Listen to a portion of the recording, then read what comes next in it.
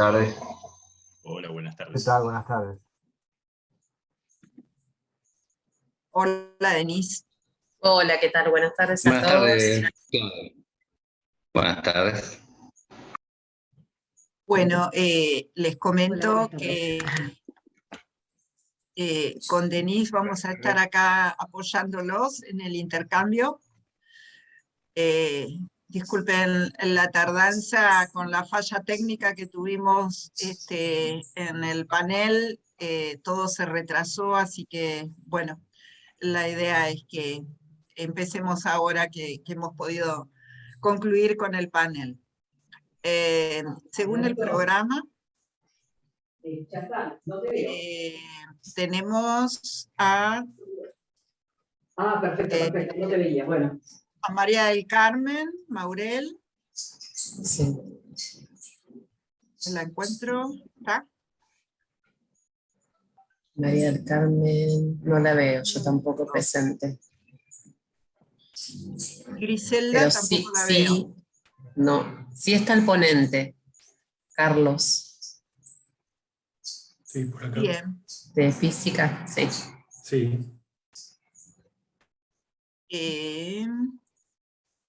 Perdón, pero estoy Silvia mirando. está también. Carlos, Miguel Ángel. Sí. Sí. Emma también está. Sí, acá yo estoy Que son los con gente ponentes, ¿no? Sí, con Alberto bien. Villafani, que él va a exponer conmigo. Perfecto. Perfecto. Ignacio, ¿no? Ignacio. ¿Tenemos? Sí. Bien, tenemos 4, ¿no? 4 Sí. presentaciones. Sí. Bueno, 5, ¿no? Ahí sumó Emma. Claro. Alguien más que va a presentar con ella, que no estaba bien en el programa, pero... No, más que nada por los tiempos. Con Claudia estamos viendo para que todo alcance Se para las acomode. presentaciones, claro, y para si después queremos hacer algún panel para conversar o lo que sea. Bueno, no sé cuántos minutos te parece, Denise. Yo creo que tendrían que ser unos 10 minutos para poder después hacer todo el intercambio. 10 minutos cada uno, y bueno, vamos a cumplir ese rol molesto de decirles que ya están en tiempo. Pero lo importante es que nos quede tiempo para el intercambio, así después también pueden agregar si no pudieron explicitar algo, ¿sí? Así que, bueno, si quieren empezamos por el mismo orden que tenemos en el programa. Y comenzaría Universidad Tecnológica Nacional, Facultad de Regional San Rafael, Carlos. Sí, exacto. Bueno, buenas tardes. Un poquito, bueno, después de haber escuchado las presentaciones de recién, casi con un poco de vergüenza arrancando el panel,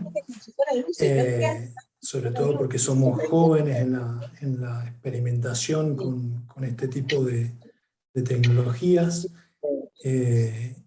y un poco catapultadas por pandemia, ¿no es cierto?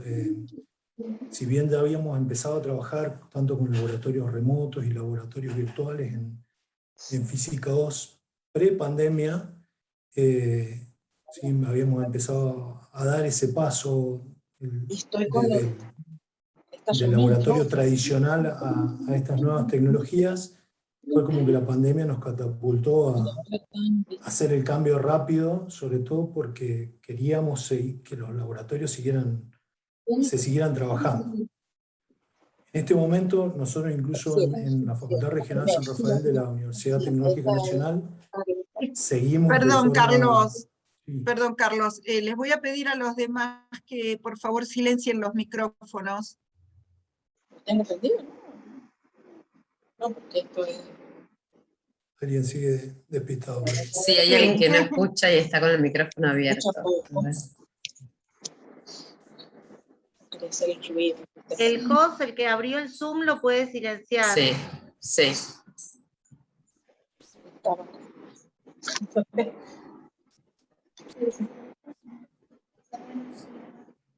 Continúa, Carlos.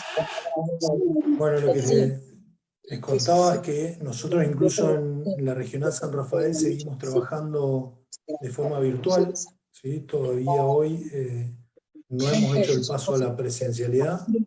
Y es la que está con nosotros. Y entonces seguimos trabajando con estas nuevas tecnologías.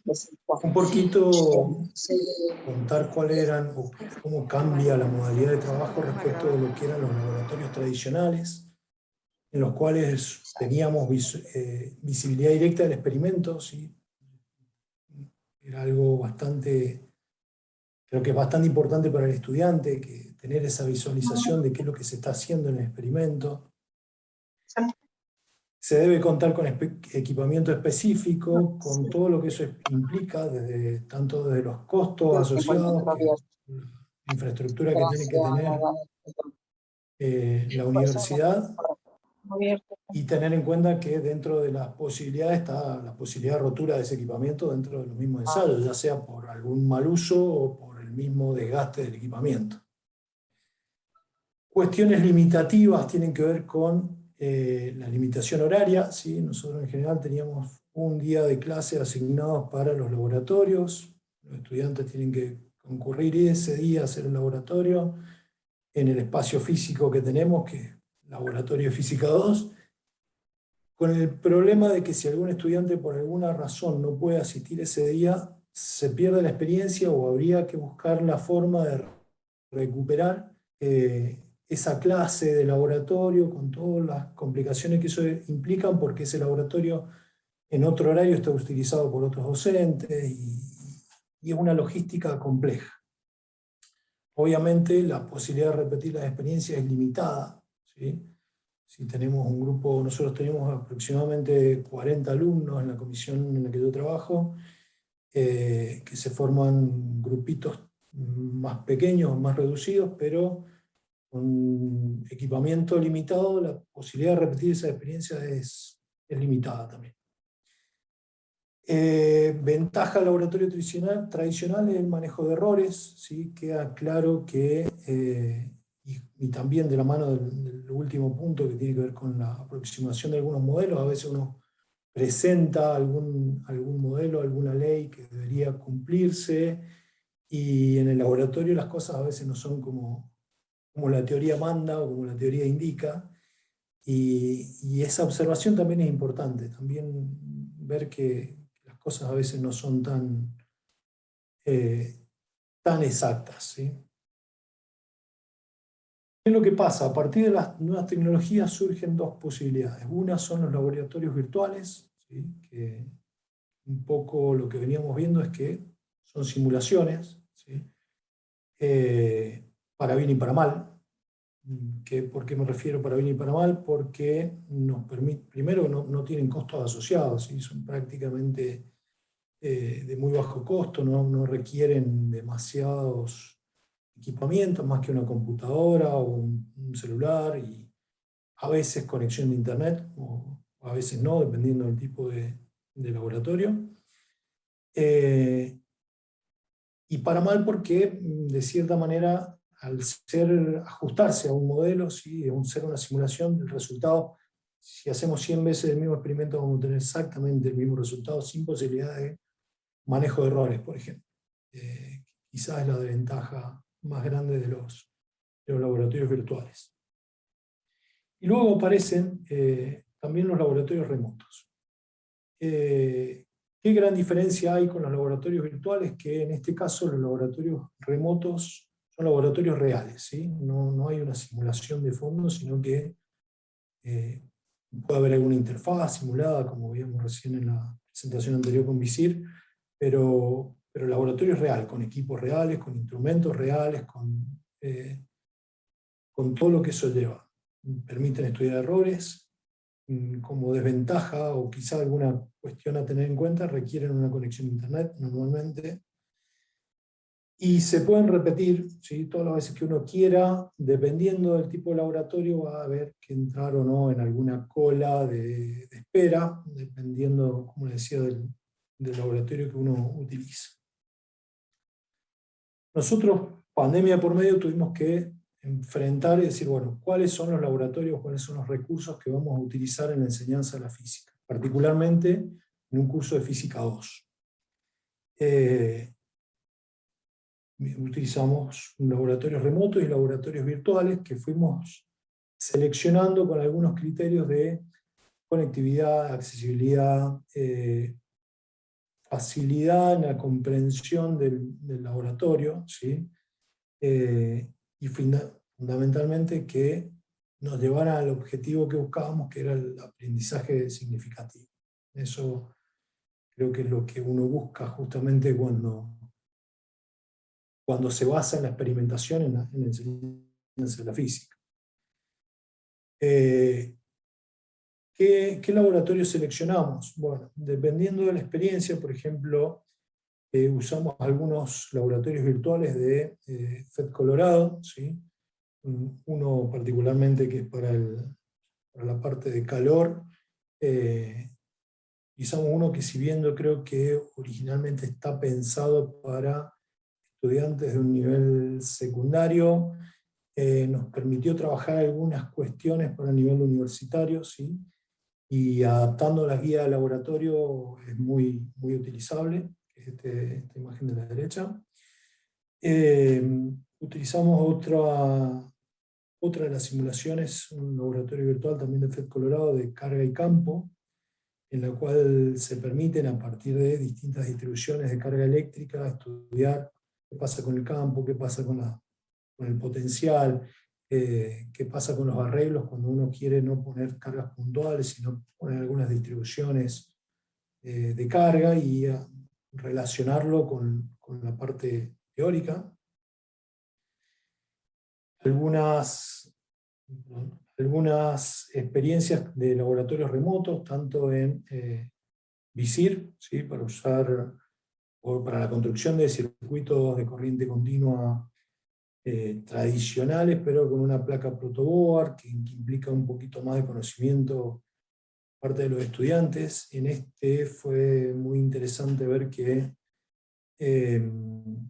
se les dio una explicación muy básica a estudiantes respecto del uso de la protoboard, y ellos tuvieron que trabajar colaborativamente para poder hacerlo funcionar, y ahí se ve no solamente la parte o la competencia basada en la física, sino también el trabajo colaborativo que adquiere otra relevancia, incluso en la instancia virtual, en la instancia de que los chicos no se veían cara a cara, ¿sí? Entonces empiezan a manejar algunas otras herramientas que los hacen trabajar colaborativamente, como van a trabajar luego en las empresas o en lugares que les toque trabajar a futuro. Otra implementación interesante que utilizamos fue a partir de un laboratorio remoto que se encuentra dentro del ICES, ¿sí? O el e-Laboratory Project, que está abierto y que nos dio la posibilidad de trabajar con inducción electromagnética también. En este aparece la cámara típica o la visualización a través de cámaras del fenómeno, ¿sí? Diríamos típico de los laboratorios remotos, no el caso de VISIR, por como comentaba recién, no me acuerdo cómo se llamaba, Federico creo que era, respecto a cómo funciona el VISIR. Tener una cámara no tendría tanto sentido, pero sí en el experimento de inducción electromagnética o en el experimento de difracción, ¿sí? De óptica física. También aparece una cámara, entonces hay una visualización del experimento, además de la configuración de las distintas variables que podemos ir modificando. El estudiante modifica una variable y ve que, por ejemplo, en el caso del láser, hay una variación de la pantalla donde se produce el patrón de difracción.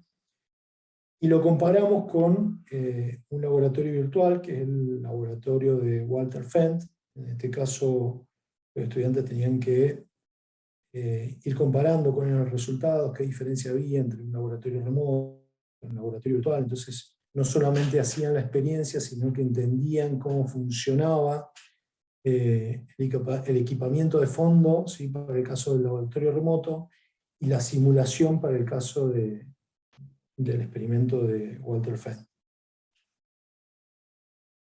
¿Qué conclusiones obtuvimos de parte o del trabajo con este tipo de tecnologías? Se evidenció una comprensión importante de los fenómenos, ¿sí?, a través de los informes. Los estudiantes presentan informes de laboratorio y hubo una diferencia importante con informes de años anteriores que nosotros veíamos con respecto a algunos laboratorios tradicionales en los cuales a veces no habían alcanzado a terminar de medir, entonces otro grupo le había pasado los datos, pero ellos no los habían tomado, y había algunas interpretaciones equivocadas porque los datos no habían sido los que ellos habían medido efectivamente.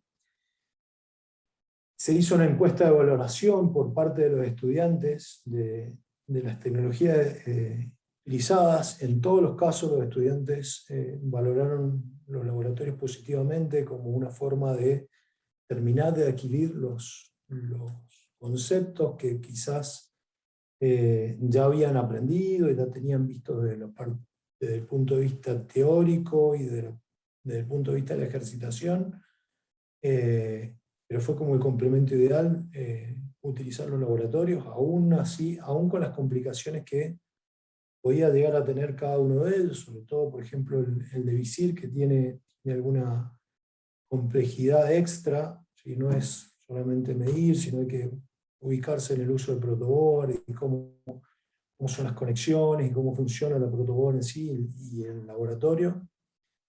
Se evidenció el trabajo colaborativo, sí, el trabajo en equipo, que no era trivial, ¿sí? En circunstancias de no presencialidad no era trivial el trabajo colaborativo.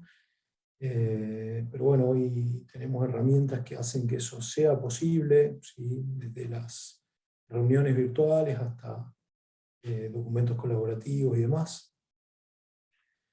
Sí requiere internet, ¿sí? Esto es una cuestión, no sé si de suma importancia, pero requieren, para poder hacer los laboratorios, sobre todo los laboratorios remotos, necesitamos una conexión de internet fluida, y que esté funcionando. Nos pasó en algún momento que algunos de los laboratorios no estaban del todo disponibles, por ejemplo el laboratorio de ICE, de difracción, tuvimos que cambiar el cronograma porque estuvo algo de 10 días sin funcionar, y esos 10 días, bueno, cambiamos el orden de las experiencias que estábamos haciendo a la espera de que eso volviera a funcionar, y por suerte lo pudimos hacer. Y una importancia muy grande se resalta tanto de parte nuestra como docentes, como de parte de los estudiantes, que poder repetir las experiencias, ¿sí? Sin requerir los encuentros sincrónicos en los cuales necesitábamos que coincidieran docentes, estudiantes y el espacio físico. Sobre todo pensando, la Universidad Tecnológica es todavía sigue siendo una universidad basada en la universidad obrera, ¿sí? Donde hay muchos de los estudiantes que trabajan, y muchas de las tareas de laboratorio tradicionales se daban en contraturno, entonces los estudiantes que trabajaban se les complicaba esa asistencia al laboratorio, y creo que estas tecnologías nos permiten justamente brindar alguna posibilidad extra a esos estudiantes, y repetir las experiencias todas las veces que sean necesarias para que se entienda la experiencia, no solamente decir, bueno, cumplo como estudiante con entregar el trabajo práctico, que es lo que me pide el docente, sino muchos de los estudiantes resaltaban que se habían quedado jugando, de una manera de decir, con los laboratorios, viendo cómo funcionaba, viendo algunas otras cosas que no les habíamos pedido. Por ejemplo, en el laboratorio Visir nosotros habíamos pedido solamente circuitos de corriente continua con resistores, y alguno había empezado a conectar algún algún otro instrumento, si habían usado el osciloscopio para ver cómo funcionaba y se habían metido un poco más allá, y creo que con eso nosotros estábamos sumamente satisfechos. Dimos por cumplida nuestra tarea docente. Ya estamos en tiempo. Vamos para las preguntas. Perfecto.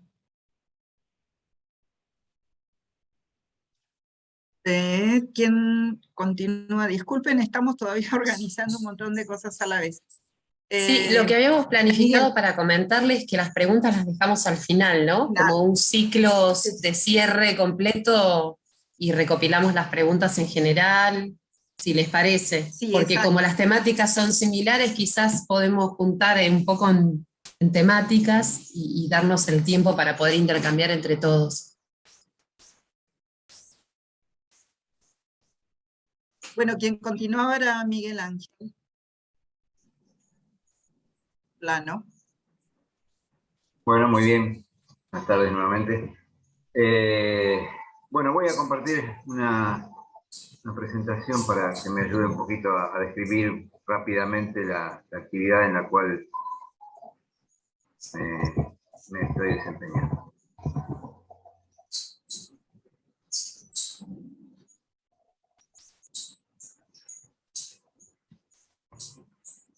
Bueno, yo voy a presentar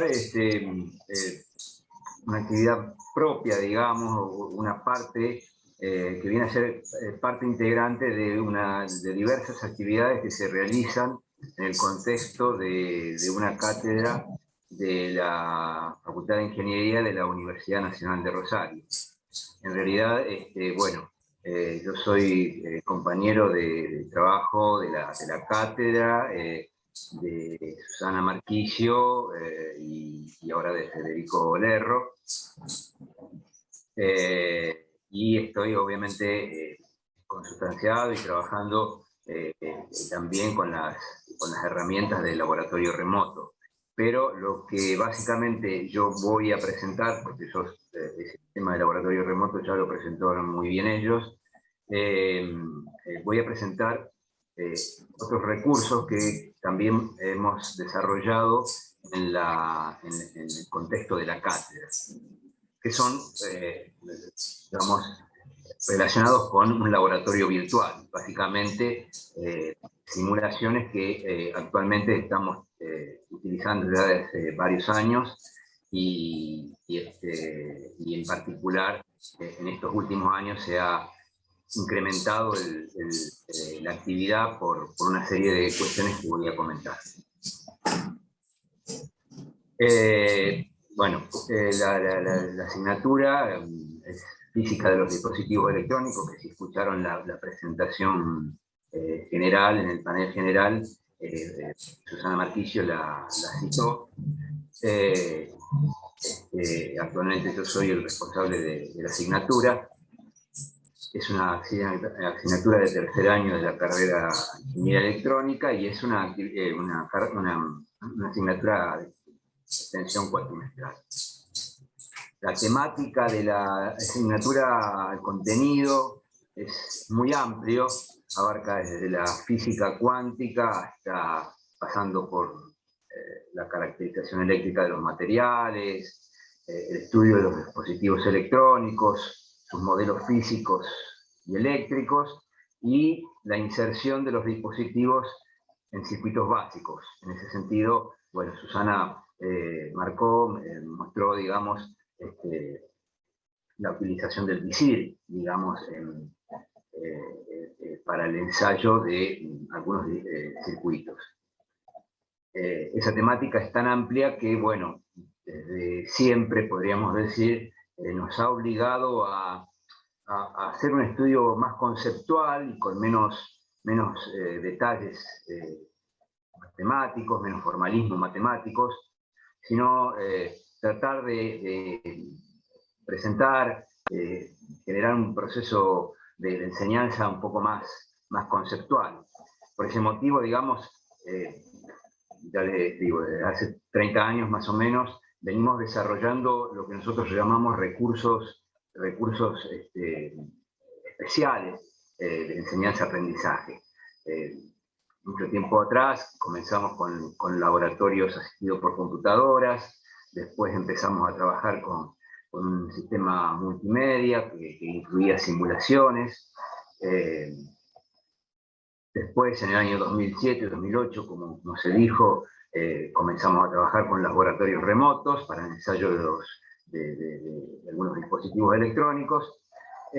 Y además hemos utilizado, digamos, incluso recursos de terceros, como por ejemplo simulaciones de la Universidad de Búfalo, ¿sí? Fueron herramientas que en su momento nos sirvieron de mucho. Entonces, a la hora de un poco de dedicarnos a la generación de estos recursos didácticos especiales, y en particular en las simulaciones, como comentario general, digamos, teniendo en cuenta de que, bueno, la presentación del encuentro, digamos, habla de recursos virtuales y laboratorios virtuales o laboratorios remotos, no es para enfrentar, digamos, y para comparar, sino que evidentemente ambos tipos de laboratorios, digamos, se complementan. Eso es lo que nosotros creemos. Los laboratorios remotos tienen una amplia utilidad, digamos, en lo que tiene que ver con el análisis eléctrico en particular, pero a la hora a veces de estudiar algunos comportamientos físicos, algunos situaciones especiales que se da en el mundo microscópico, que es el que nos toca estudiar, es muy difícil de poder captar y analizar a partir del análisis meramente eléctrico. Entonces, para hacer un estudio físico, por ahí creo que las simulaciones digamos, es la herramienta ideal, digamos. Más allá de lo que se dice siempre que obedece a, digamos, a una fórmula matemática, que no obedece exactamente a la realidad, pero les permite acercar los conceptos, o los conceptos básicos a los estudiantes. Entonces, bueno, lo que pretendemos con estas simulaciones, con estos recursos especiales, es un poco que puedan captar conceptualmente y de forma muy directa, de forma gráfica, lo que nosotros llamamos como no observable o no intuitivo de la temática, en particular, por ejemplo, la física cuántica.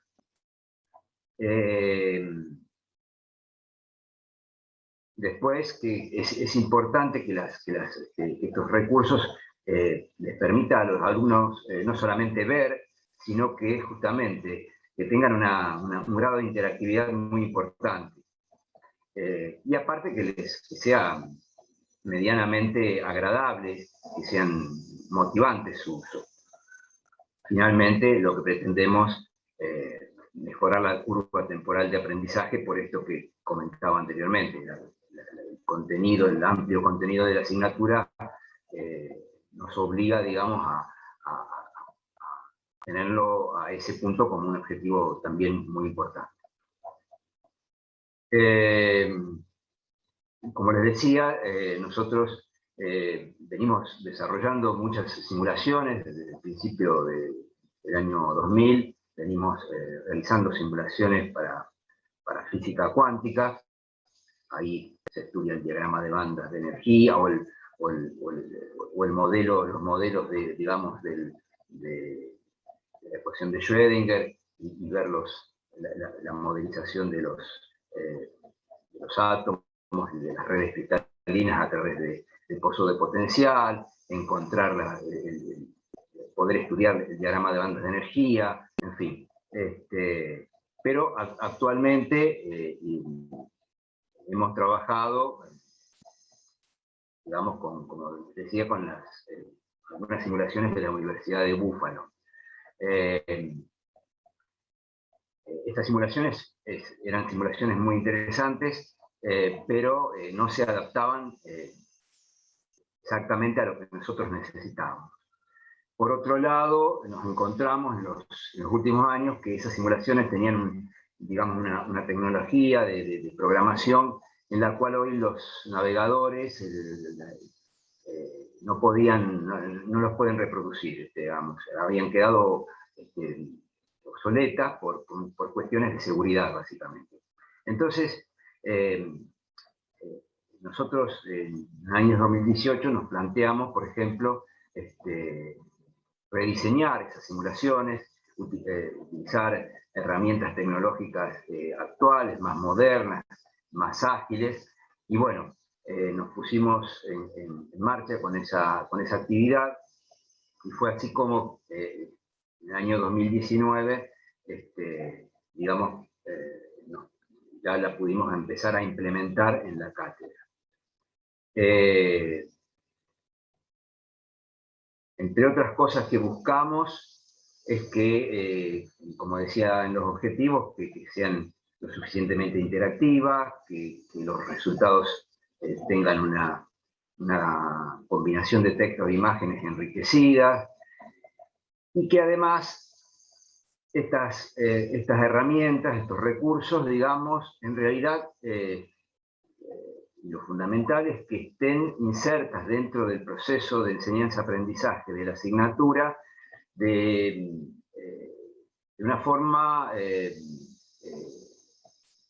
exacta, por decirlo, en cuanto a que vayan en los momentos que correspondan y que le posibiliten al estudiante realizar las actividades fundamentales por las cuales fueron desarrolladas. Entonces, en ese sentido, además de realizar el recurso en sí mismo, además de realizar la simulación, es muy importante para nosotros que sean acompañadas con una guía de trabajo bien estudiada, digamos. No es tirarle la simulación y que jueguen, sino que digamos, estén acompañadas con un proceso, una metodología, una estrategia metodológica, digamos, acorde.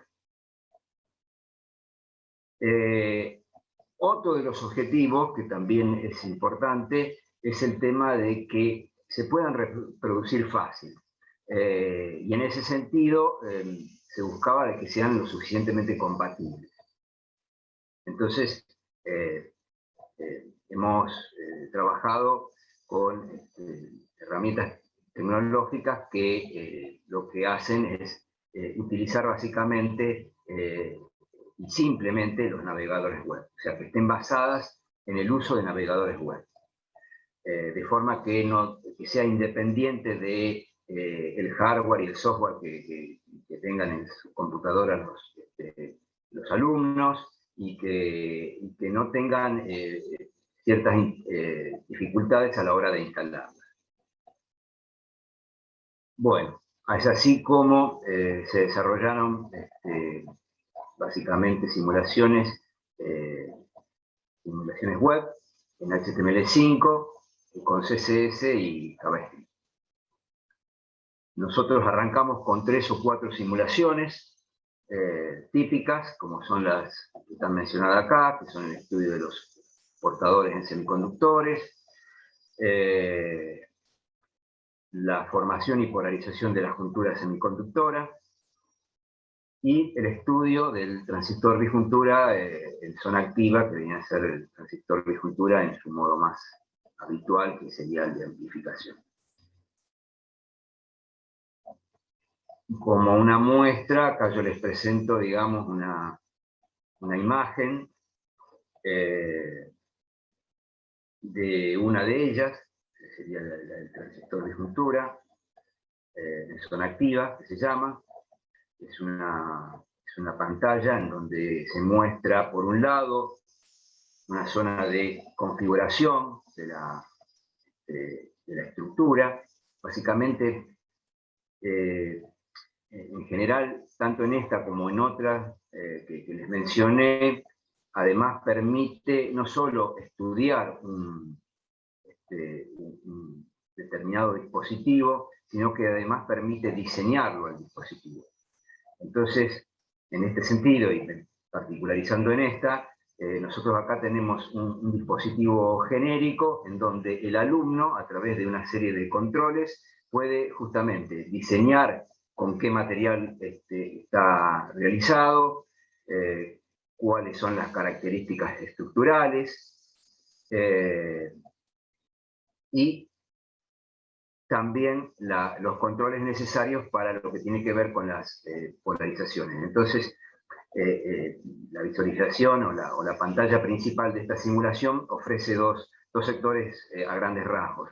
Por un lado, una zona de visualización medianamente enriquecida a través de gráficas y valores numéricos, y por otro lado, un panel suficientemente amplio de forma tal de que el usuario, que el alumno pueda interactuar con esta estructura, pueda configurarlo y ver y hacer ciertas determinaciones de elementos fundamentales como son corrientes, tensiones, y además, por ejemplo, el tema de los modelos, llegar a los modelos electrónicos, eléctricos de estos dispositivos. Miguel, vamos a tener que ir redondeando. Sí, bueno, a nivel general estas simulaciones fueron introducidas en distintos momentos del proceso de enseñanza-aprendizaje. Entre ellas, bueno, son en las clases virtuales hoy a causa de la pandemia, incluso también las incorporamos en las evaluaciones mismas, a través de los cuestionarios que hoy tenemos necesidad de utilizar por cuestiones de la cuarentena, de la pandemia, de este alejamiento que tenemos de forma presencial. Entonces, hemos ido insertando estas simulaciones en distintos momentos del proceso. Y además, lo que hicimos también es un proceso de evaluación. Entonces, le pedimos tanto a los alumnos como a los docentes que la utilizaron, como a expertos que desarrollan este mismo tipo de herramientas, que nos den su opinión al respecto y cómo, digamos, pueden ser mejoradas. Acá, bueno, para finalizar, estas simulaciones, nosotros en el contexto de la cátedra la tenemos dentro de una plataforma Moodle, pero para todo aquel que quiera visualizarlas, hay una página web en donde pueden consultar. Muchas gracias. Gracias. Antes de continuar, les comento que ahí en el chat pusimos un documento compartido con una tabla donde pueden anotar nombre, apellido, el DNI y el mail, para que podamos después hacer certificados tanto a expositores como asistentes. Así que mientras vamos escuchando podemos hacer este registro.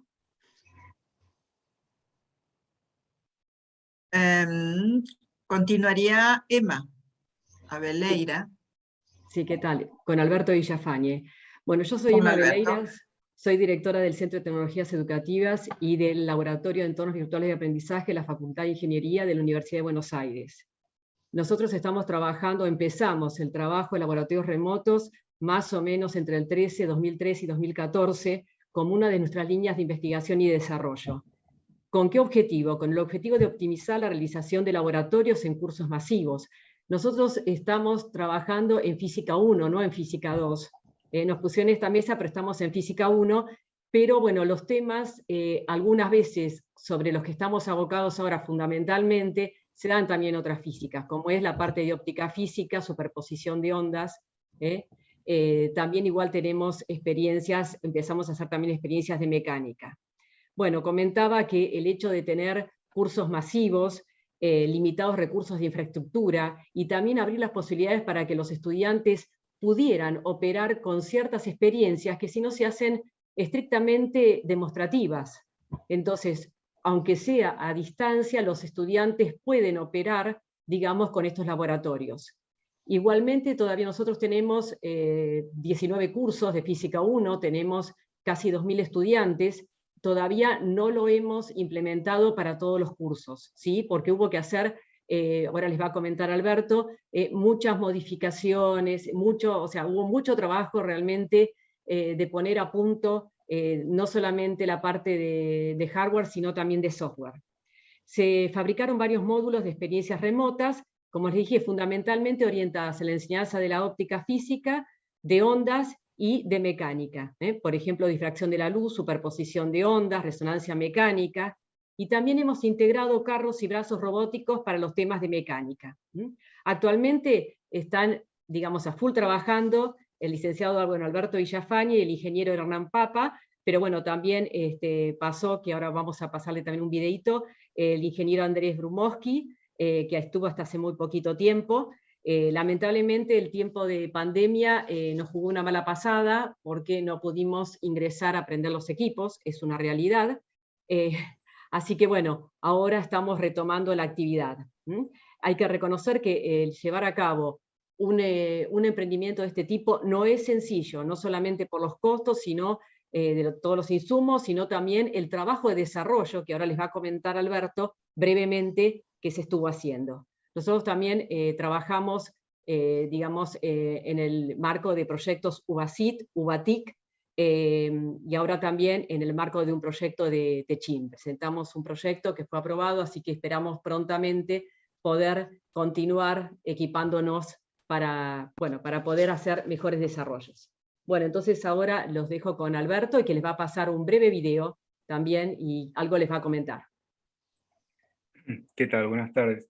Bueno, como decía Emma, hemos trabajado por varios años en la Facultad de Ingeniería de la Universidad de Buenos Aires en este proyecto de laboratorios remotos, donde abarcaba varias experiencias. Inicialmente óptica y ondas mecánicas, y el proyecto ahora incluye mecánica, que es una segunda etapa que está en desarrollo, ahora un poco demorada por el tema de la pandemia, pero en esta segunda etapa vimos lo oportuno de incluir, por ejemplo, elementos de robótica y de inteligencia artificial, que ahora en el video les vamos bien a especificar. En la primera etapa, como decía Emma, costó bastante, digamos, perfeccionar el funcionamiento, sincronizar el funcionamiento vía web de todo el equipo con lo que es las particularidades de la conexión a Internet, ¿no es cierto? Hubo que, por ejemplo, solucionar temas de... un ejemplo es cuando tenían que usar el laboratorio varios grupos, cómo lograr que un grupo a la vez pudiera conectarse y no interfiriera con otro, lo cual dificultaría o bloquearía el sistema, ¿sí? Si hay más de una conexión operando los dispositivos. Para eso se desarrolló un sistema de turnos prácticamente desde cero, porque la otra opción, comprar la licencia de un software ya elaborado, en ese momento era una opción muy cara para los medios que disponíamos nosotros en esa oportunidad. Así que se desarrolló completamente desde cero un sistema de turnos en lenguaje PHP, que es el lenguaje que se usa desde el lado del servidor, y entonces con eso funcionó bastante bien. Se probó en 2 cursos ese sistema de turnos, con las experiencias que ya teníamos en ese momento de óptica, por ejemplo, interferencia y difracción, de ondas mecánicas como el tubo de Kunz, y una tercera experiencia que está incluida en todo ese sistema, que es el comparar 2 fuentes y los efectos que producen, ya conocidos como batido y demás, que es una tercera experiencia que por ahí en el videíto que vamos a mostrar no está especificada, pero existe la posibilidad. Luego, paralelamente a que perfeccionábamos esa que ya está en funcionamiento y mejorábamos aspectos muy particulares como el sensor que captaba el tema del patrón de interferencia y difracción, hubo que mejorar, por ejemplo, ese punto usando un sensor CIS de un escáner hogareño bastante, digamos, antiguo, pero que para nuestros fines era ideal porque mostraba el patrón de difracción e interferencia con bastante claridad. Ese es un caso. El otro caso fue mejorar los actuadores, ¿no? Lo que convierte el movimiento circular en lineal, para lo cual usamos diferentes elementos, impresoras en desuso, escáneres, hasta lograr un mecanismo que fuera fluido y bastante apropiado para las mediciones que queríamos tomar. Otro tema fue la captura de datos y la muestra en tiempo real, que manejarla vía web es todo un tema, pero se pudo sincronizar ese aspecto con mucho trabajo, como decía Emma, y hoy estas experiencias que ya están funcionando, creemos que están bastante elaboradas, han sido probadas en algunos cursos de Física 1 y han funcionado, los alumnos han hecho los informes con, digamos, relativa facilidad o para ellos de uso, igual nos han hecho llegar lo que ellos observaron, eso nos ayuda como feedback a poder mejorar, a poder pulir la implementación y, como decíamos, eso está en continua mejora y elaboración. Pero, como les decía, hay otra etapa que todavía no está en funcionamiento, pero sí en desarrollo, la parte mecánica de la partícula y mecánica del cuerpo rígido, que se han usado dispositivos que se pueden obtener fácilmente, como discos rígidos y otros elementos de uso común, pero adaptados a lo que es la experiencia, ¿no? En el video vamos a ver un poco lo hecho, lo planeado que se está desarrollando a futuro, y aquellas pequeñas cosas en que hemos tenido que trabajar y mejorar y poder pulirla. El sistema de turnos, el sistema de captura de datos, la muestra en tiempo real vía web, que eso es todo un desafío, pero que se logró con bastante trabajo, como dijimos, desde cero, un trabajo hecho en la facultad por miembros del equipo, en la parte de programación, el diseño de periféricos necesarios, hechos a propósito para las placas que usamos, digamos que no estaban en plaza, entonces hubo que diseñarlas, construirlas y aplicarlas y configurarlas al sistema, ¿no? Así que para resumir un poco toda esta idea que se puede hacer un poco larga, quisiera mostrarles, compartir con ustedes el video que resume un poco lo que es este proyecto, que continúa y esperamos que siga avanzando. Así que ahora comparto la pantalla y el videíto. El video es corto, Alberto, ¿no? Sí, 2 minutos. Perfecto.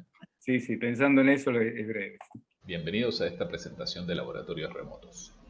Este proyecto es un trabajo conjunto realizado por el Centro de Tecnologías Educativas CETEC y el Laboratorio de Entornos Virtuales de Aprendizaje LEVA.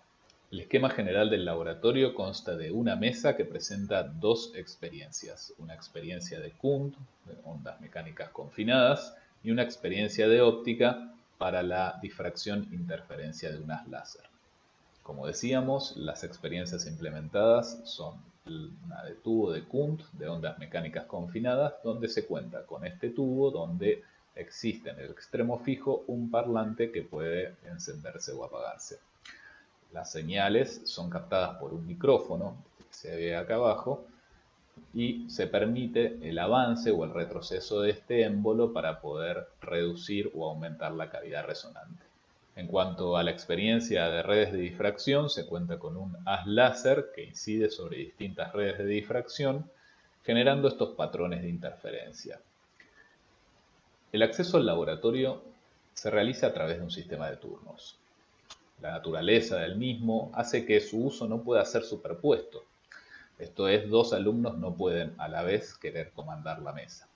La interfaz de usuario es muy sencilla y cuenta de un panel propio de cada una de las experiencias. Las salidas de cada una de estas experiencias se realizan a través de una suerte de osciloscopio virtual.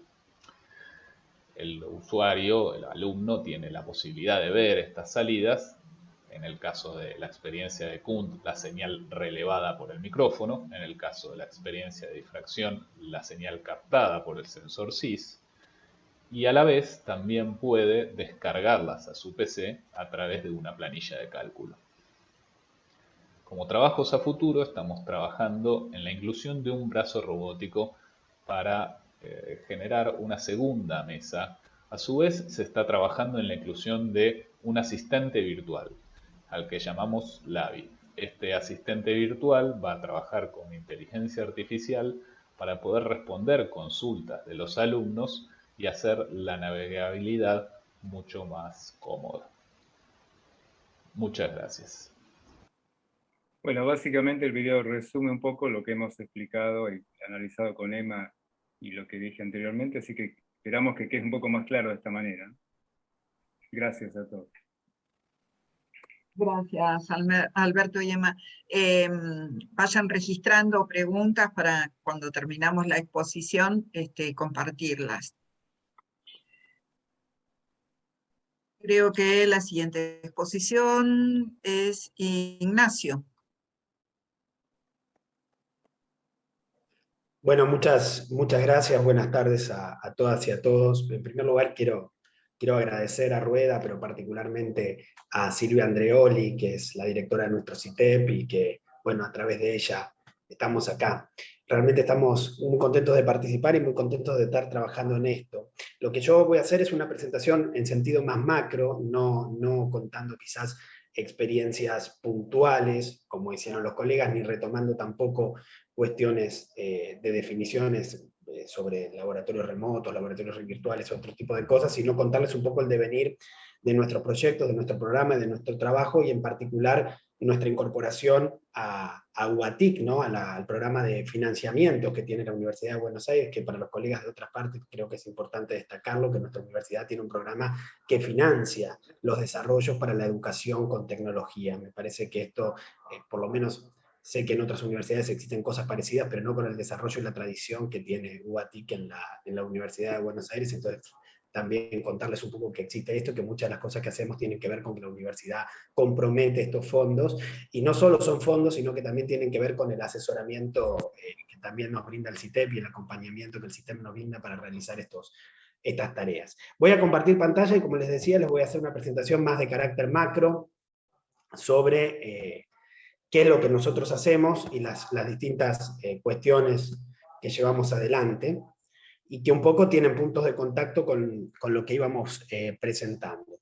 Nosotros, como nombre de fantasía, a nuestros proyectos los agrupamos bajo el nombre Scilabs. En realidad es un programa que reúne en este momento 4 proyectos con distintas fuentes de financiamiento para generar desarrollos de estrategias y recursos para la enseñanza de las ciencias naturales, química, física y biología, y particularmente dentro del campo de esas disciplinas, todo lo que tiene que ver con ciencia de la salud particularmente, cuando esta enseñanza no se da en entornos digitales. Entonces el programa, como les decía, articula diferentes acciones tendientes a esto, al desarrollo de innovaciones para la enseñanza de las ciencias naturales, con laboratorios remotos, que incluyen laboratorios remotos, aunque incluyen también otras cuestiones. Y un poco de estos era lo que quería hablarles. Me parece que estoy presentando mal, voy a poner pantalla completa, si me permiten ahora. Ahí está, si lo ven bien. Perfecto. Les decía que nosotros conformamos un consorcio de distintas instituciones en distintas partes del mundo para llevar adelante esta tarea, que se las voy a comentar, muchas de las cuales hoy aparecieron en esta jornada de ruedas. Por supuesto, nuestra sede madre está aquí, en la Universidad de Buenos Aires. Particularmente estamos instalados en el Centro de Investigación y Apoyo a la Educación Científica, que funciona en la Facultad de Farmacia y Bioquímica de la UBA, y que está vinculado al Instituto de Investigación en Educación Superior, dependiente del Rectorado de la Universidad de Buenos Aires. Y que también recibe financiamiento de ADUBA y otros órganos de financiamiento.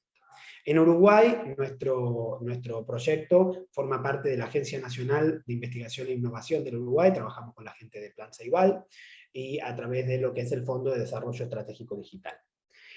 Trabajamos con la gente de la Universidad de Deusto, de la cual hoy se habló mucho en el plenario, que funciona en España. Trabajamos con el Laboratorio de Experimentación Remota de la Universidad Estatal a Distancia de Costa Rica, encabezado por el doctor Carlos Matarrita. También se mostraron hoy en el plenario varios de las cosas que desarrollamos en ese laboratorio, que nosotros usamos. Contamos en este momento con financiamiento específico de la Organización de los Estados Americanos, a través de la RIED, para el desarrollo de nuestros proyectos, y estamos asociados a una empresa, a un spin-off en realidad tecnológico, que es un spin-off de Deustotech, que también se nombró hoy varias veces, que es Labsland, que es la que resuelve todas nuestras necesidades de corte tecnológico y de programación. Así que partimos con esta idea de utilizar todo el desarrollo tecnológico de software, plataformas y servidores que tiene desarrollado Labsland. Como decía, tenemos 4 fuentes de financiamiento principales. La fuente de financiamiento que sentimos como cercana, importante y potente, porque es la que está destinada a mejorar la enseñanza en nuestras propias unidades académicas, es la fuente de financiamiento del proyecto UBATIC, del cual, bueno, les comentaba al principio, ¿no? Que en este momento estamos trabajando en el diseño de lo que nosotros dimos en llamar laboratorios remotos enriquecidos con tecnologías emergentes. esto por ahí un poquito más adelante hablo un poco más. Pero también tenemos de la propia universidad una fuente de financiamiento específica, que es los proyectos de desarrollo estratégico, que en este momento estamos llevando adelante, el Fondo Semilla de la RIED, de la Organización de los Estados Americanos, y el proyecto de la Agencia Nacional de Innovación e Investigación del Uruguay. Aparte de otros financiamientos propios o de cuestiones que no son quizás dineros acreditables, pero que sí son aportes de fondos y recursos de la UNED, de la Universidad de Deusto, de Lapsland, que por ahí no es un proyecto, digamos, que entrega una cantidad de dinero, pero que sí resuelven un montón de nuestras necesidades. Entonces, en líneas generales, para contarles lo que nosotros hacemos, nosotros llevamos adelante un proyecto que es el desarrollo de estrategias y recursos para facilitar la enseñanza de las ciencias naturales en nivel medio y superior, entendiendo superior como universitario y formación de profesores, cuando esta enseñanza recurre a la realización de algún tipo de actividad experimental en entornos digitales. Y ahí aparecen como centrales los laboratorios remotos, aunque no como única estrategia. De hecho, nosotros empezamos a trabajar con esto desde 2019, y uno de los primeros logros fue el armado teórico, ¿sí? el constructo teórico, en el cual fundamentamos todo nuestro trabajo, que es lo que se llama modelo del laboratorio extendido. Es un modelo didáctico que da cuenta de algunos principios de diseño para la enseñanza con actividades experimentales en entornos digitales. Entonces tenemos distintos objetivos específicos en los distintos lugares que trabajamos. Nosotros trabajamos siempre en lugares desde la masividad. Escuchaba recién a los compañeros de ingeniería que también trabajan en entornos masivos. Nos hemos convertido en principales usuarios en estas prácticas de laboratorios remotos. En algunos laboratorios remotos somos los principales usuarios a nivel mundial. Por ejemplo, en el laboratorio remoto de ácido base hicimos 18.000 prácticas. El año pasado tuvimos 18.000 usos. Nuestros cursos atendimos en un laboratorio en particular, pero atendemos necesidades educativas más o menos por año de unos 15.000 estudiantes en los distintos lugares donde trabajamos. Muchos de ellos, casi yo diría 3/4 partes, están en la Universidad de Buenos Aires, sobre todo en el ciclo básico común, que es el primer año de todas las carreras y que es altamente masivo y heterogéneo. Entonces ahí tenemos el desafío de trabajar con poblaciones que son muy masivas y heterogéneas. Así que eso nos llevó a este constructo didáctico, a empezar a trabajar con los profesores y, por supuesto, a desarrollar distintos tipos de cuestiones. Hoy particularmente vamos a hablar de los laboratorios remotos. Entonces nosotros no solamente desarrollamos laboratorios remotos, sino que también desarrollamos por una metodología que se llama investigación basada en diseño, diseños instruccionales y secuencias didácticas ajustadas a contextos educativos específicos. Es decir, nuestra propuesta no es solamente el desarrollo de la tecnología educativa, sino que también diseñamos constructos didácticos entendidos como unidades o como secuencias en contextos específicos. Y para hacer esto implementamos un modo de trabajo inspirado, quizás no es el más ortodoxo, pero la metodología podría identificarse con lo que se llama investigación basada en diseño, en educación. Y en el proyecto UBATIC, que es como el último en esta gama y que el que incorpora más cosas así novedosas, estamos trabajando en la incorporación de otras tecnologías. Ya veníamos trabajando también con gente del CITEP y con gente de la Secretaría Académica de UBA y con gente de la maestría en docencia universitaria de la UBA, en otras tecnologías como pueden ser las realidades inmersivas, las realidades aumentadas, la holografía, la inteligencia artificial. Entonces los últimos diseños, que estamos todavía en etapa de diseño de estos tres, que es a donde va nuestro proyecto UBATIC fundamentalmente, tienen que ver con incorporar en la interfaz de los laboratorios remotos estas tecnologías. Ahora cuento un poquito más, no me quiero exceder demasiado. Como les decía, nuestra propuesta de trabajo tiene que ver con esto, con una lógica de investigación basada en diseño para el desarrollo, la implementación y la transferencia de secuencias didácticas con laboratorios remotos. Para los que no estén por ahí interiorizados en lo que es la investigación basada en diseño, se trata de una aproximación que es iterativa, pragmática, donde hay una serie de ciclos y microciclos, donde las secuencias instruccionales se ponen a prueba, se van probando, se van refinando, y en ese refinar las secuencias también se refinan los dispositivos y los desarrollos, los laboratorios remotos, las simulaciones, las otras cuestiones que vayamos usando en esta lógica de trabajo de laboratorio extendido. Y hay un montón de acciones que tienen que ver con eso, ¿no? Acompañar en la capacitación de profesores, acompañar en el diseño de laboratorios remotos, acompañar en el diseño de simulaciones, acompañar en un montón de lugares y hay distintas tareas que hacemos con un equipo, bueno, que es altamente interdisciplinario, que incluye expertos disciplinares, incluye tecnólogos, incluye diseñadores gráficos, incluye programadores.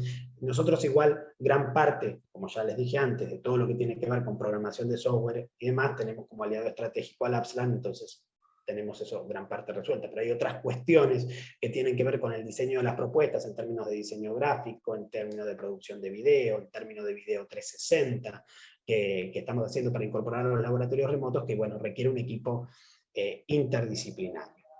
Los productos en teoría que nosotros generamos, bueno, como ustedes ya lo conocen, o ya venía diciendo, no me voy a detener mucho en esto, pero en realidad hoy estamos hablando de 3 productos en este proyecto UBATIC, que es el que quería comentarles, como finales, ¿no? Como productos de desarrollo en esta lógica, que aparte de las secuencias de enseñanza, ¿no? Las secuencias didácticas o las unidades didácticas o el conocimiento generado en términos de la investigación, productos para la enseñanza que van a quedar y que ya estamos lindos, son 3 laboratorios, que son laboratorios remotos, pero que tienen interfaces diferentes y novedosas, es decir, estamos trabajando en un laboratorio de mecánica tradicional, parecido a los que ya se habían presentado de RexLab, bueno, tenemos contacto muy cercano con ellos, pero incorporando la realidad inmersiva, es decir, reemplazando la interfaz gráfica tradicional de los laboratorios remotos por una interfaz inmersiva.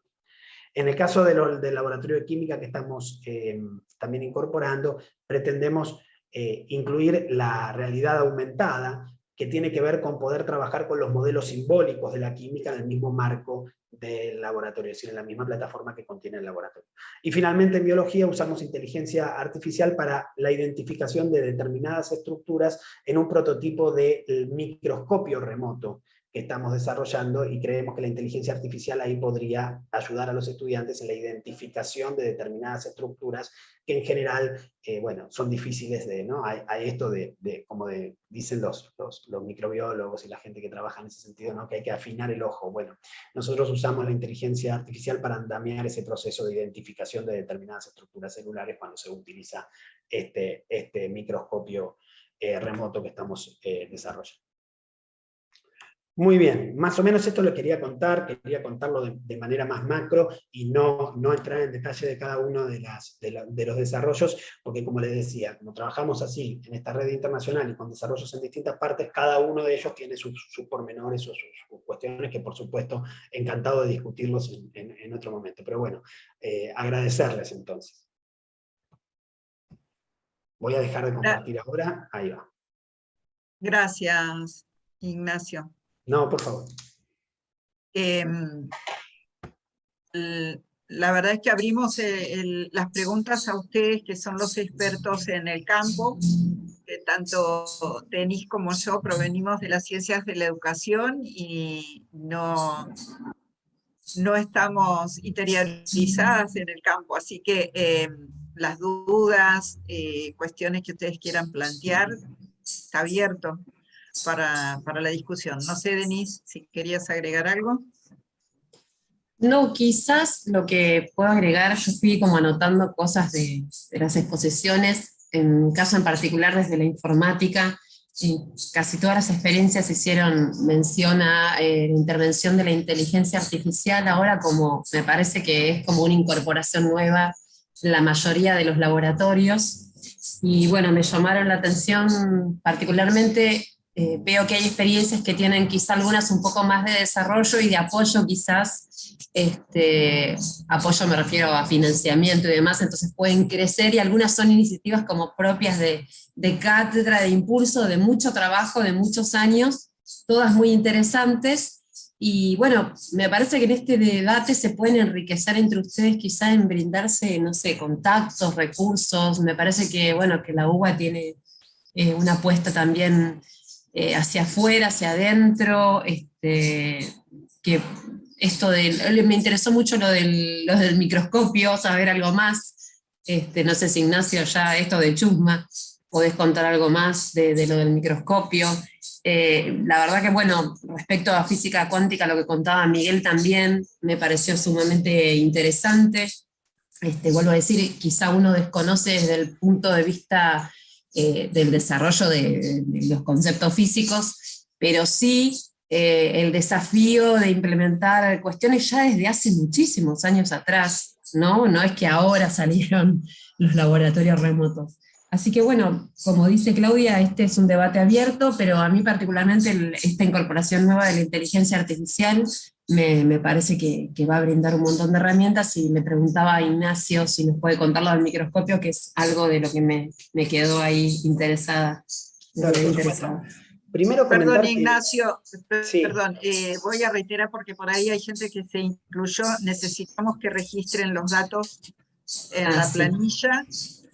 Y todos los expositores, si quieren poner también en el chat un mail de contacto, una página, porque hay personas que quieren tener vinculación con ustedes, entonces eso es importante compartirlo. Perdón, Ignacio, No, sí, te dejo hablar. Iba a decir que dentro de las propuestas acompañadas por el programa UBATIC de financiamiento, ya hay un microscopio en funcionamiento que no es un microscopio remoto, sino que es un microscopio virtual que funciona en la Facultad de Farmacia y Bioquímica y que incluso funcionó, tengo entendido, después, bueno, no sé si Silvia puede comentar un poco más, que quizás esté más al tanto, pero funcionó muy bien en la pandemia, ¿verdad? Y demás, que es el que trabajan en ese proyecto, bueno, Nicolás Favale, Marcela Radiche, pero bueno, tanta otra gente que no quiero olvidarme de ninguno, entonces los nombro a ellos dos que son por ahí los que están trabajando. Y este es un microscopio virtual que funcionó muy bien, digo, como propuesta de microscopio. De hecho, de las que yo conozco, creo que es quizás la que mejor funcione. Hay otros microscopios virtuales, que es cierto. El prototipo que nosotros proponemos, de todas maneras, hace otra cosa, ¿no? Es como una formación complementaria, persigue quizás otros objetivos que tienen que ver con estos objetivos de reconocimiento específico de determinadas estructuras o fisiológicas o patológicas, ¿no? Pensémoslo en una microscopía de ciencias de la salud, ¿no? En una microscopía básica, una microscopía de los primeros años, o una microscopía anatómica, está más pensado en una microscopía fisiopatológica, que permita, por ejemplo, el reconocimiento, y esto hasta nosotros lo pensamos en usos educativos, pero en realidad está inspirado en otros desarrollos tecnológicos donde la inteligencia artificial ya está siendo usada en el diagnóstico médico, en términos microscópicos, ¿no? Donde la inteligencia artificial permite, por ejemplo, reconocer determinadas estructuras que podrían estar hablando de células malignas, que podrían estar hablando de neoplasias, que podrían estar hablando de... Y realmente, en términos de la tecnología diagnóstica, se ha notado que la inteligencia artificial tiene una eficiencia superior que incluso que el ojo humano promedio, obviamente que después hay personas entrenadas que logran hacerlo de manera mucho mejor, pero que para screening, para barrido, funciona muy bien. Entonces ahí nosotros empezamos a pensar de qué manera incorporar, y obvio, ¿no, Denise? Esto es una incorporación prototípica, humilde, y demás, ¿verdad? Donde la inteligencia artificial permite algunas cosas.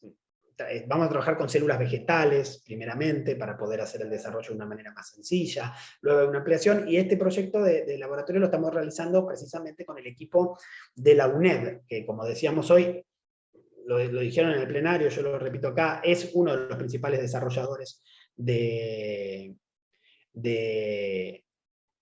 laboratorios remotos en América Latina, seguro.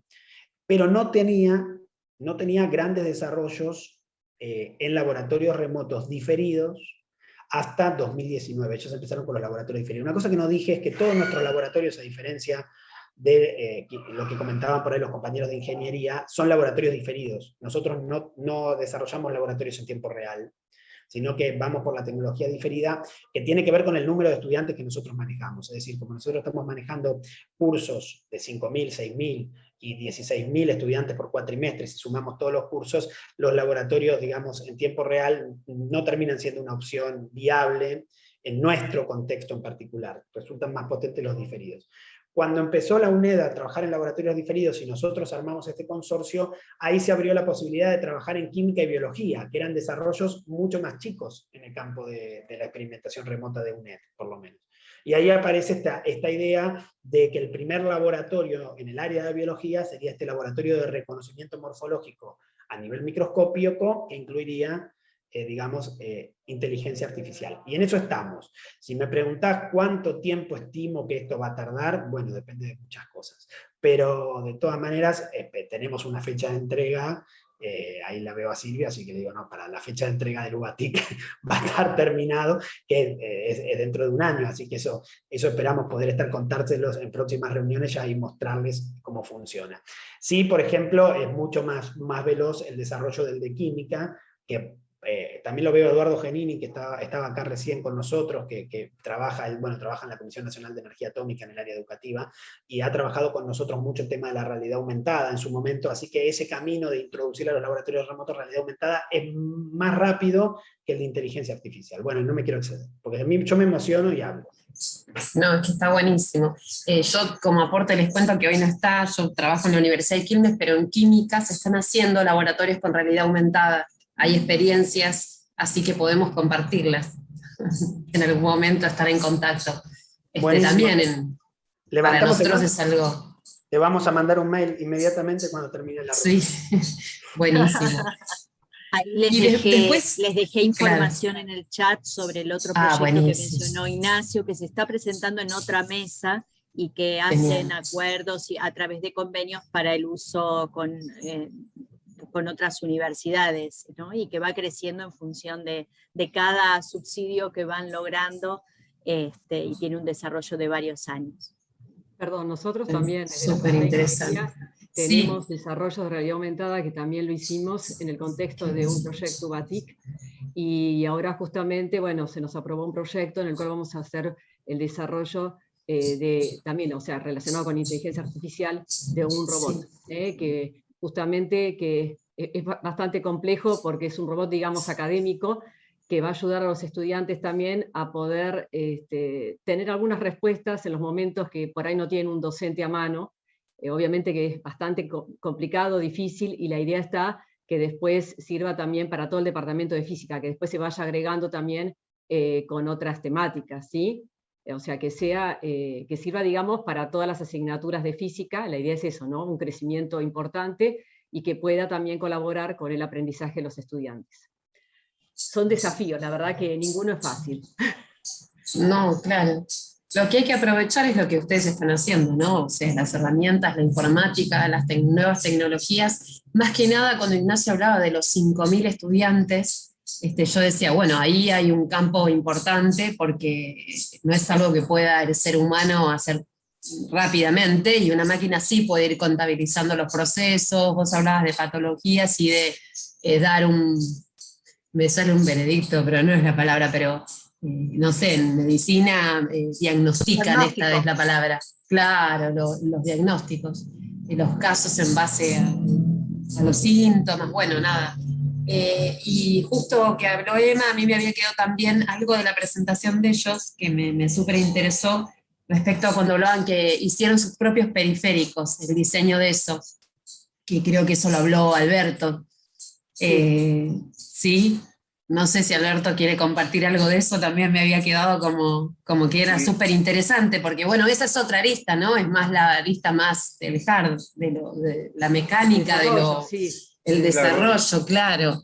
Eso es muy interesante porque hay varias plataformas que ya vienen, digamos, estándar así a nivel global, como Arduino, Raspberry, pero hay funciones muy específicas que no están en Plaza. O sea, hay sensores generales de uso común, pero hay cosas muy específicas que necesitamos, por ejemplo, para comandar el sensor SIS de un escáner antiguo. Eso hubo que planificarlo, diseñarlo, estudiar las conexiones del sensor, que no había en internet ningún diagrama de nada, porque era bastante antiguo el sensor, pero muy útil para nosotros. Así que nos dedicamos a estudiar pin por pin de una placa que había, y tratar de ver qué tipo de señales, con los osciloscopios, qué tipo, bueno, de los voltajes, ir probando, hasta que hicimos un diagrama de los pines del sensor, por ejemplo, y para eso desarrollamos un periférico que lo, digamos, manejaba, ¿no?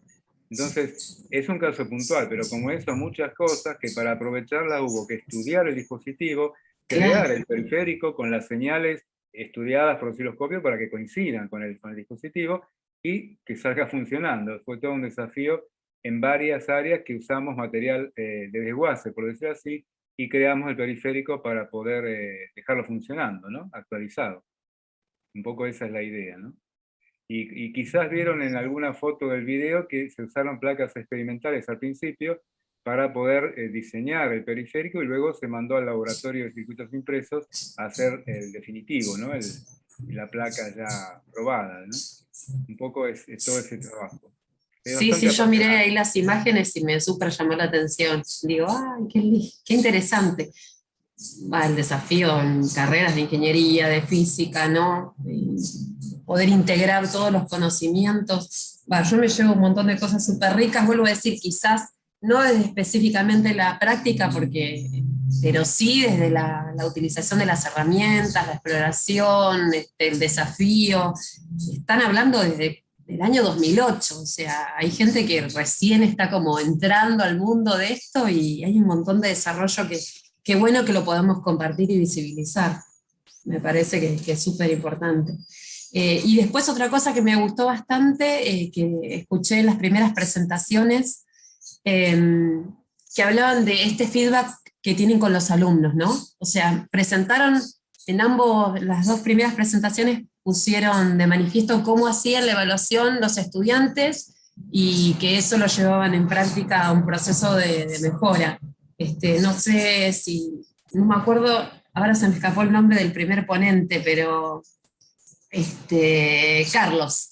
No sé, Carlos, si querés comentar algo de las evaluaciones de los estudiantes, porque me parece que está bueno como una herramienta para compartir con los demás, ¿no? Sí, nosotros, digo, en la Facu no somos justamente creadores de laboratorios, somos usadores seriales de laboratorios creados por otra gente. De hecho, por ahí incluso les consultaba a alguno individualmente si los laboratorios remotos en los que trabajan son abiertos o cerrados, es decir, si están abiertos a otras universidades o son cerrados dentro de la misma universidad, porque obviamente nos interesan, ¿sí? Claro. Los estudiantes sí, la valoración de ellos, particularmente con el caso de Visir, por ejemplo, fue algo muy meritorio la valoración que hicieron, sobre todo porque nosotros en ese laboratorio particular medio como que los dejamos solos, ¿sí? La idea era decirles, bueno, ustedes tienen que realizar este experimento y tienen que ver cómo funciona, o sea, primero aprender a usar el experimento, no les vamos a dar un tutorial, no les vamos a dar todo cocinado, sino que ustedes van a tener que empezar a ver cómo funciona en base a los conocimientos que tienen, a la información que deban buscar, y luego hacer las experiencias que estaban detalladas en la guía, ¿sí? Y fue una experimentación, porque decir, bueno, vamos a ver cómo funciona, podía pasar que no lo pudieran hacer andar, que bueno, les costó, les llevó su tiempo, pero después empezamos a ver que establecieron relaciones entre ellos para decir, che, yo resolví tal cosa, o sea, no podían poner la fuente, yo lo resolví de tal forma, y se empezaron a conectar no solamente en los grupos de trabajo, sino intragrupos, ¿sí? Entre los distintos grupos dijeron, che, no, nosotros lo resolvimos de tal forma, y entonces... Y creo que ahí surge lo de trabajo colaborativo que decíamos y demás, que quizás en una experiencia clásica, de decir, bueno, estamos en el laboratorio físico y esta es la guía y es una especie de receta, se pierde. Y ellos no solamente lo notamos nosotros, sino que lo notaron ellos. Ellos se dieron cuenta que habían logrado desarrollar competencias a partir de la utilización del laboratorio, que no necesariamente estaban asociados o totalmente asociados a la parte eléctrica que tenía que ver con elaborar un circuito, sino otras cosas, entender cómo funciona la protoboard, entender qué cosas puedo conectar, qué cosas no puedo conectar, en qué momentos, o qué ciertas medidas puedo tomar o cómo las puedo tomar. Y esa valoración de parte de ellos, decir, bueno, no, a mí me sirvió, yo me pude conectar a las 3 de la mañana porque es el horario en que yo puedo trabajar en mi casa, y bueno, esas situaciones particulares de los estudiantes me parece que son muy positivas de destacar en ese sentido. Después, bueno, depende mucho del desarrollo de las guías didácticas, de que un laboratorio se transforme en conocimiento o no. Eso pasa para el laboratorio tradicional, el virtual, el remoto, o cualquier otra cosa que estemos intentando enseñar. A nosotros en particular nos funcionó decir, en ese lo dejamos un poco más solos. No hacemos tan la receta clásica del laboratorio y los resultados fueron muy buenos. Qué bueno. Desde la parte de circuitos, ahí sí que tengo un poco de experiencia. Bueno, yo voy a meter en una organización de computadoras y hay un contenido que es la parte de los circuitos y les súper cuesta, y me parece que poner en juego un laboratorio de este tipo donde puedan repetir, probar, ver el resultado. En una de las presentaciones de los expositores que estuvieron en la jornada anterior, mostraron las lamparitas prendiéndose y contaban cómo los chicos iban probando eso y se entusiasmaban. Así que bueno, nada, creo que todos nos llevamos. Hay igual ahí en el chat un par de, no de preguntas, pero me parece que sí de pedidos, ¿no? Acá dice, a Carlos dice, te agradecería si me informaras sobre el laboratorio remoto de difracción. ¿Puede ser? Sí, ahí compartí. Ah, perfecto. Bueno, y Miguel me quedó resonando, pero eso no es para que me expliques ahora, pero el transitor de disyuntura, para mí eso es como, no sé bueno, nosotros, como el nombre mismo de la asignatura lo dice, física de los dispositivos electrónicos, lo que hacemos es estudiar desde las bases de la física cuántica, digamos, el desarrollo de los dispositivos electrónicos básicos, el estudio físico, y inclusive llegando a, digamos, bueno, el comportamiento eléctrico, los modelos de cómo se modelizan esos dispositivos y la inserción en los circuitos eléctricos, porque por eso decía que la asignatura es muy, muy amplia, y se hace necesario un estudio conceptual. Por eso es que nosotros hemos desarrollado todo este tipo de recursos. Muchas cosas, la verdad, la hemos desarrollado nosotros, otras, por ejemplo, el laboratorio remoto, obviamente que es un desarrollo, digamos, mancomunado, digamos, y que vino, digamos, de la Unión Europea, pero el laboratorio, el primer laboratorio remoto que se diseñó, justamente lo diseñó Federico Lerro, que fue el expositor en la primera parte, bueno, como tesis de su formación de ingeniero. Así que estamos nosotros participando, digamos, activamente, ¿no? Bueno, por las características propias de los integrantes de la asignatura, nos permite, digamos, nos permitió hacer ese tipo de actividades. Pero obviamente también algunos recursos hemos desarrollado, hemos utilizado de afuera.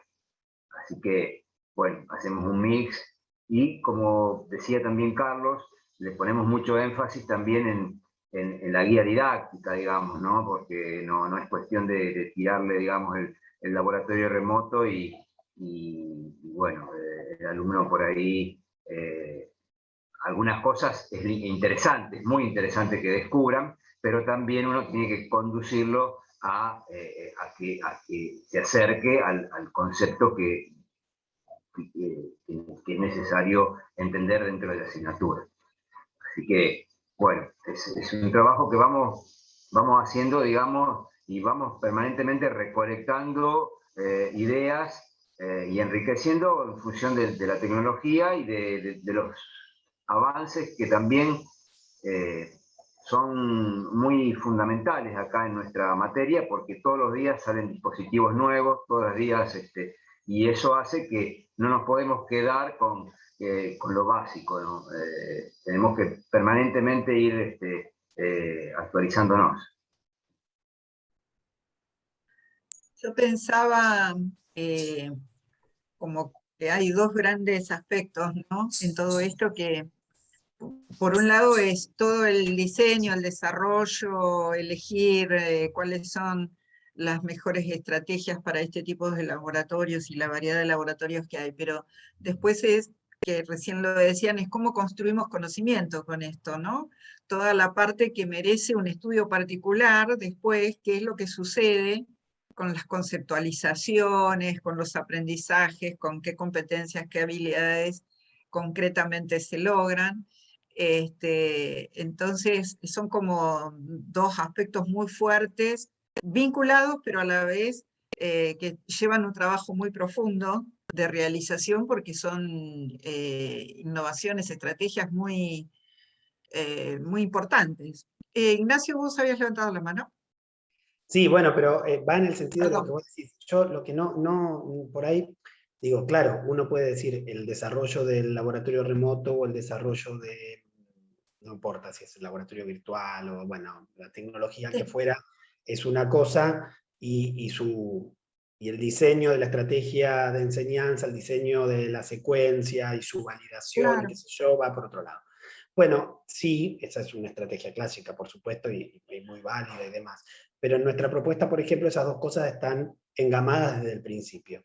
Es decir, en la lógica de nuestro trabajo, que es la investigación basada en diseño, no hay un diseño del laboratorio disociado del diseño de la propuesta de enseñanza de ese laboratorio. Es más, en cada una de las implementaciones que nosotros hacemos, que más o menos para tener un laboratorio remoto terminan siendo 3, 4, 5, ¿no? En estos ciclos iterativos, existen rediseños y refinamientos de la propia secuencia en algunos casos, y en otros casos esos rediseños incluso van hacia el dispositivo, es decir, van hacia atrás, hacia el laboratorio remoto para rediseñarlo. Es decir, es cierto que uno ve, y me parece que está muy bien, y como estrategia me parece que puede funcionar también, no estoy diciendo que no, que a partir de un diseño uno luego maneja una secuencia de enseñanza y la va ajustando. Pero también en nuestro modo de trabajar estaban estas dos cosas, es decir, el diseño del dispositivo tecnológico y el diseño de la enseñanza juntos desde el día cero, o sea, no se pensaron, nosotros no lo pensamos disociados, ni tampoco creemos que, si bien es cierto que y hay muchos grandes pensadores de los laboratorios remotos, Millard, por ejemplo, otros que dicen que los laboratorios remotos son agnósticos y que sirven para cualquier contexto. Bueno, esto hasta podría yo decir que sí en algunos casos. De hecho, nosotros tenemos un laboratorio remoto de química que lo usamos en el CBC y lo usamos en control de calidad de medicamentos, que es una materia del 5º año.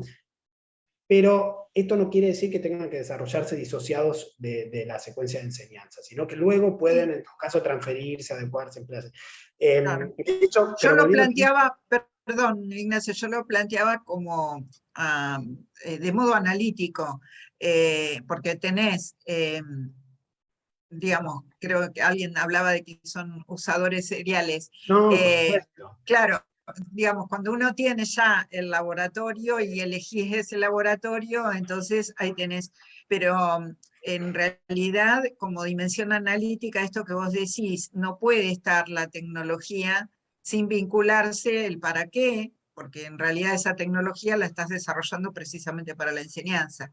Entonces no debería estar disociado. Ni del para qué ni del cómo, porque me parece que también Claro, hay como un doble claro. juego ahí entre mi filosofía de enseñanza, mi paradigma de enseñanza y lo que busco y mis objetivos de aprendizaje con el diseño de la cuestión de tecnología. Pero volviendo un poquito más para atrás, si me permitís, Claudia, con lo que decía que Denise o vos, era de esto de lo importante que es evaluar, ¿no? En cada una de nuestras implementaciones, de nuestra enseñanza con tecnología, como son innovaciones, cómo evaluamos permanentemente.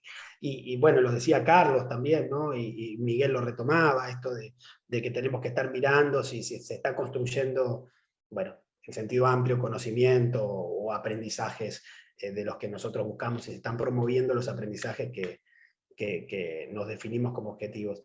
Y simplemente por si servía, nosotros tenemos una serie de instrumentos validados que se han hecho o en el marco de tesis de maestría o en el marco de tesis de doctorado, que buscan o sirven para indagar algunas de las cosas que ustedes fueron comentando también, como las percepciones de autoaprendizaje o las cuestiones que tengan que ver también con la usabilidad del dispositivo, porque es otra cosa de estar metiendo, con la adecuación, la pertinencia.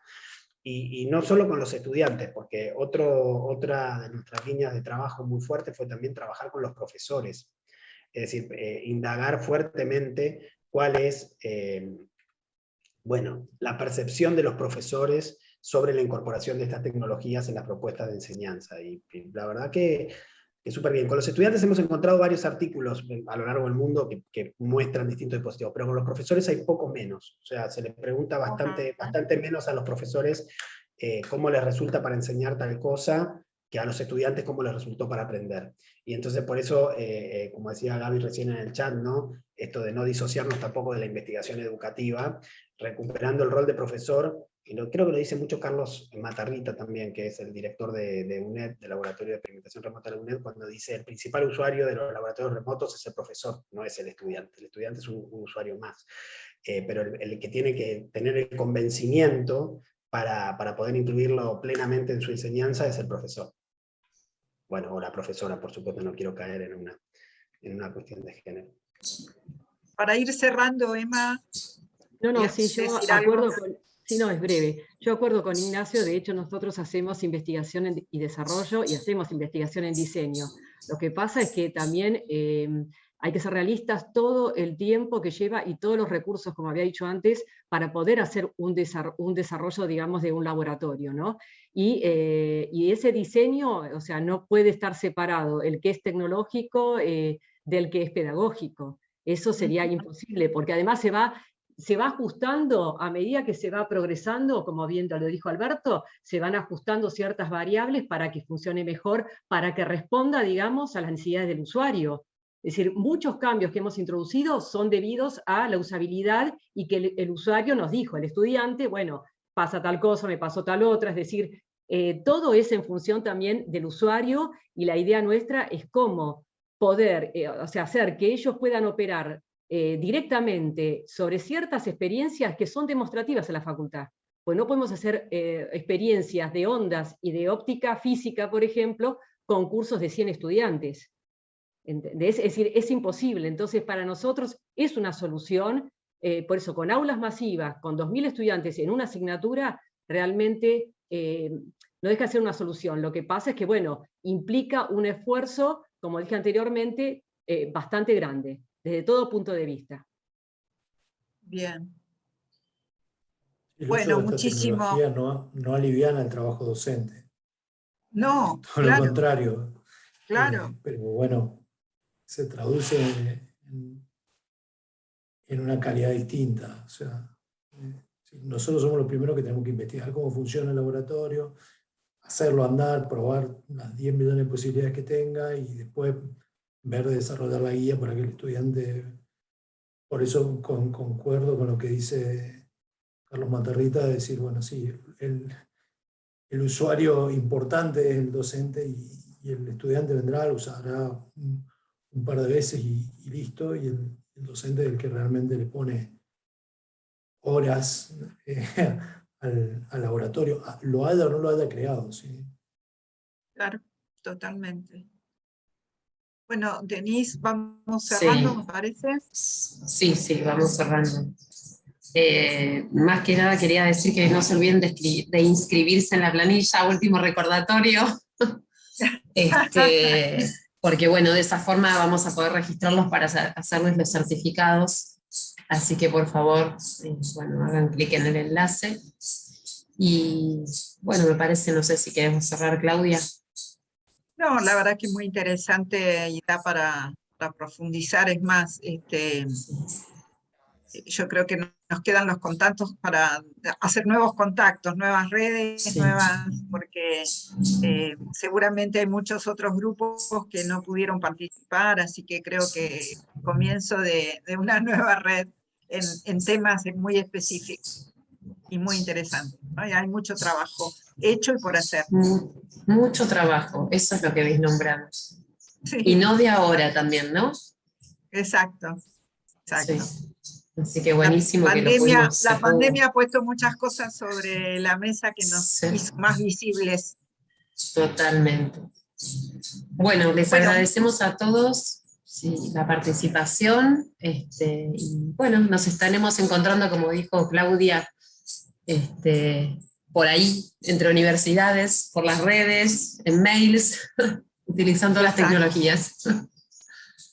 Muchísimas gracias a todos y a todas. Muchas gracias a todos. Buenas tardes. Gracias. Buenas tardes. Gracias. Buenas tardes. Hasta luego, muchas gracias. Muchas gracias.